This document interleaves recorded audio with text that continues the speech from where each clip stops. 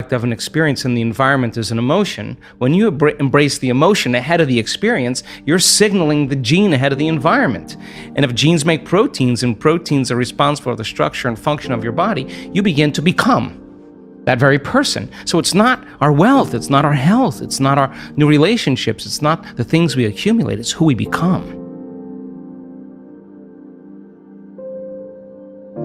So then the more you become familiar with how you feel and changing that state of being, the easier it will be for you to do it with your eyes open as well as your eyes closed. And if you go back to the old state of being, there's a good probability that your pain or your condition will come back. So there's this kind of waltz that goes on when people are learning how to heal and change. They take a few steps forward and then a few steps back, and then 3 steps forward and only 1 step back. And they got to practice self-regulating. They got to practice what they're paying attention to, what they're unconscious of. And if you stay with it for a long enough period of time, all of a sudden now the person reaches a point, we've measured what happens, where their chemistry changes so dramatically that they're literally in love with life. Now, imagine what happens when oxytocin is released in the quantities that we see. Oxytocin signals nitric oxide.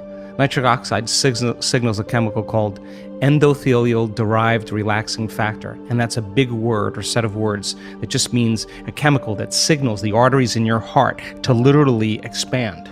And when they expand, you're getting more blood flow in there.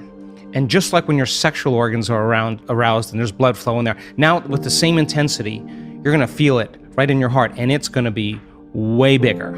And now the person's heart is wide open. Now, so here's the question. The person feels those emotions. Do you think they're going to want to judge somebody else in that moment? You think they're going to want to hold a grudge? They're not going to try to forgive. They're going to feel so amazing. They're not going to want to lose this feeling, and they're just going to say, I forgive you. I'm not going to give this feeling up because of you. Now that's the side effect of true transformation. The side effect is a greater level of consciousness. The side effect is a greater skill set in life. And I think that when you start getting good at this, then all the things you thought you wanted, you no longer want, because when you're creating more brain and heart coherence, you feel more whole. And the more whole you feel, the less you live in lack. So how could you want many things if you feel whole? It feels like you already have them. And that's actually when you start to see those wonderful miracles, those synchronicities, those serendipities, those coincidences happening in a person. Those are experiences coming to them. That's the field dropping breadcrumbs saying, keep going, keep going. And there's a synchronization between that person's energy and their future, and the side effect of that are signs. And that's when it gets to be exciting, because every sign does what? It creates an enthusiasm and excitement. And you're kind of going, hey, there's another sign, I'm going to go do it again. So now you're not going, oh, I have to meditate today. Oh. And every synchronicity creates that elevated emotion, and you use that energy for the next creation, and people climb out of their lives, climb out of their past. So then when you become it, nobody can take that away from you. In fact, you know that you know how to do it, or you know that you are it. And an abundant person doesn't say, I'm abundant, I'm abundant, I'm abundant, or a healthy person doesn't say, I'm healthy, I'm healthy, I'm healthy. They don't say that, they are it. Yeah. So then most people have just been fooled by their senses, because their 5% of their conscious mind is holding the intent, but their body is habituated into a predictable future, or emotionally conditioned into the past, and they're saying, I'm healthy, I'm healthy, I'm healthy, or I'm happy, and the body's going, you're miserable, you're unhappy. That thought can't even make it past the brainstem to the body. So then, teaching people how to self-regulate, they have no idea when they start changing their emotional states, the amount of biological and energetic changes that take place within them and all around them. So then develop that skill and get really good at this.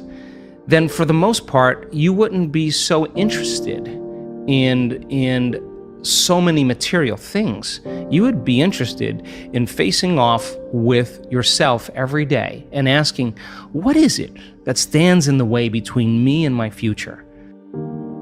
What is it that stands in the way between me and my connection to the quantum field? I think that's the real question. So we express 1.5% of our DNA. The other 98.5% is called junk DNA. And that 1.5%, that's 23,688 genes we express. We have 140,000 proteins that make up the physical body. How could you have more proteins than genes? It should be 1-to-1, because on one gene, you can have thousands of variations depending on the signal. So I hypothesize that other 98.5% has to be signaled by electromagnetism, that the receptor sites on the outside of the cells are hundreds of times more sensitive to energy or electromagnetism than they are to chemistry. Chemistry is a downward causation. So imagine the person elevating their energetic state. Well, they are going to literally select and instruct new genes, and those genes may be the ones that create more significant and faster changes in the body. I mean, how do you explain a person in one meditation that's blind that comes out as now seeing? Like, what happened there? With a stroke patient who was paralyzed for years is now moving a limb. I mean, it's not matter that emits a field. That's an illusion. It's the field that creates matter. So then the fundamental question is, if you change the field, will you change matter? It's none of your business to change the tumor.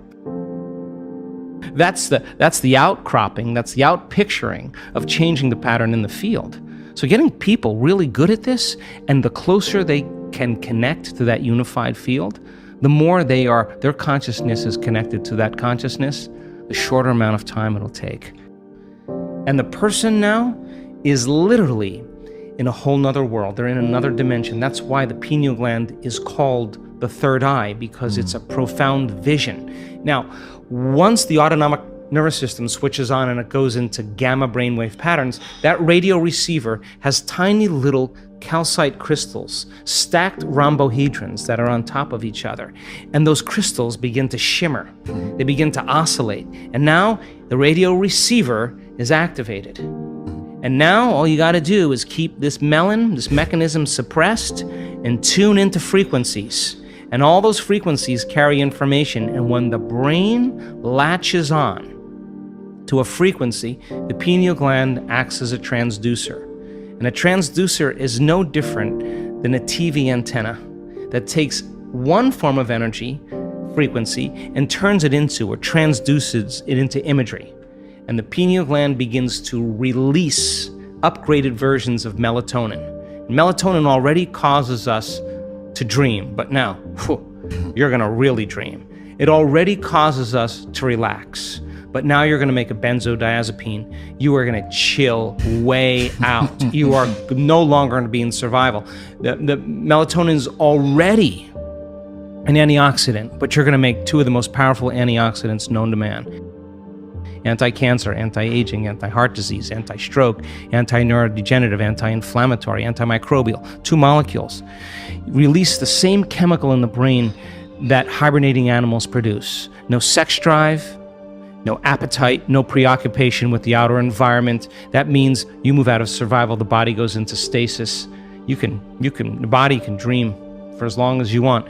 And now, all of a sudden, you start to release the same chemical found in electric eels. What is that? The nervous system is going to become electrically activated. The amplitudes of energy are going to go up in the brain. There's going to be a profound firing. And then you make that one amazing chemical called dimethyltryptamine. And that begins to switch on. And what happens is you no longer move through space to experience time. You move through times. And you experience dimensions or spaces. And the biggest lie that we've ever been told is that we're linear beings living a linear life. We are dimensional beings living a dimensional life. And when the doors of dimension open to you, and you get a glimpse of how big this really is, you are going to care less about politics. You're going to care less about who's famous and who isn't, because you're going to realize you're all of that and more. And all of a sudden now, we have people that have switched this system, this latent system on, and they have a greater understanding of who they really are. And it all of a sudden shows that there is no past life. They're all happening now. I don't know how else to say that. And when we activate this latent system, the information that's being translated into profound imagery, that experience, that rich experience enriches the brain. Now you're laying down circuits for something that has nothing to do with the material world, and that experience produces an emotion, but the emotion is not going to be guilt or shame or unworthiness or fear. The emotion is going to be ecstasy or bliss. And the stronger the emotion you feel, the more you're going to be paying attention to those pictures in your mind. And literally, you're going to begin to rewire your brain for the mystical. And when you open your eyes and you come back to your senses, you're going to see a broader spectrum of reality. You're going to begin to see what has always existed, but you didn't have the circuits in place to experience them, because we don't see things how they are. We see things how we are. So now the person all of a sudden opens their eyes, and I've had this happen. You see colors and light like you've never seen before. You hear. Everything's melodious. Everything's unified. It's the smell, the taste, the feeling of everything is just enhanced. And when you have that experience and you begin to perceive in a whole different way, and you connect to that intelligence, you will see that energy, that intelligence in every human being, in everything around you, and you'll feel more connected and less separate. And I think that's why we're here.